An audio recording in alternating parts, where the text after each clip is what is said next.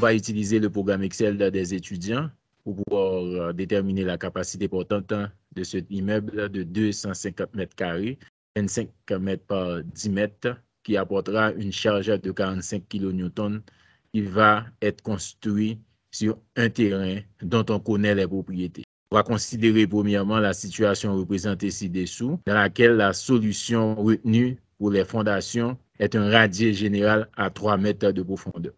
Dans le cadre de cet exercice, on va utiliser le programme des étudiants à 4 couches pour pouvoir déterminer la capacité portante sur les différentes couches. Voici les caractéristiques des différentes couches dans ce tableau que nous allons rentrer dans le programme. Couche 1 avec SAPSEC, gamma D, gamma SAT, C', et Phi', de même pour couche 2, ainsi que pour couche 3 et couche 4. Pour déterminer la capacité de ce radier, on va aller dans le programme.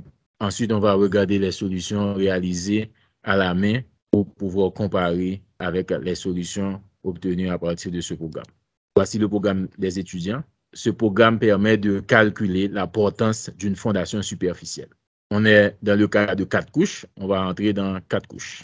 On va entrer les informations à partir des données qu'on a dans l'exercice.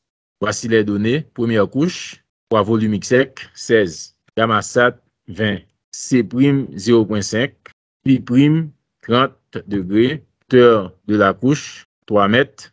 État du sol, sec. Pour la deuxième couche, comme information, nous avons gamma D, 16. Gamma SAT, 20 kN par mètre cube. Cohésion, 0,5 kPa.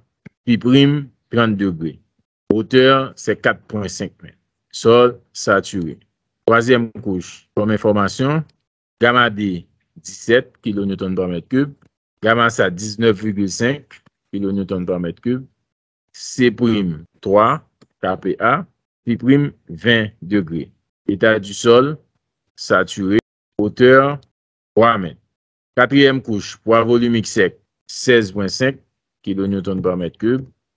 Gamma SAT, 20,2 kN par mètre cube. C', 0 kPa. Phi', 32 degrés. État du sol, saturé. Maintenant, nous allons utiliser l'équation générale de Vésic pour qu'on puisse déterminer la capacité portante. La valeur, c'est 45 000 kN. Il n'y a pas d'excentricité sur la longueur, il n'y a pas d'excentricité selon la largeur et il n'y a pas d'inclinaison. 0, 0, 0. Maintenant, on va regarder la longueur, la largeur, ainsi que la forme de la semelle. Longueur, c'est 25 mètres. Largeur, 10 mètres. Forme, semelle rectangulaire. Maintenant, on vient de rentrer toutes les données concernant ce problème. On va regarder les solutions apportées par ce programme. On va faire valider couche 3 et valider couche 4.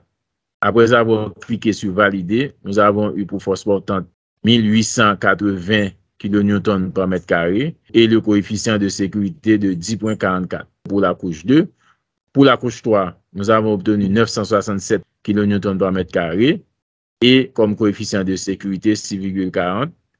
Et pour la couche 4, nous avons obtenu 1778,68 kN par mètre carré et le coefficient de sécurité est de 16,44 environ. Maintenant, nous allons regarder les résultats obtenus à la main afin de comparer ces résultats avec les solutions obtenues avec le programme Excel. Pour la semelle située à la surface de la deuxième couche, nous avons eu comme capacité portante 1880,52 kN par mètre carré. Dans le calcul à la main, nous avons eu comme capacité portante 1880 kN par mètre carré, ainsi que le facteur de sécurité de 10,45 à la main, et là aussi c'est 10,45. La semelle placée à la surface de la troisième couche, nous avons eu à la main 967,42 kN par mètre carré, et le facteur de sécurité est de 6,4. Nous avons obtenu dans le programme, comme force portante, 967,04 kN par mètre carré et le coefficient de sécurité est de 6,4. Pour la quatrième couche, on fait de même. On a obtenu 1778,68 kN par mètre carré et le coefficient de sécurité est de 16,44.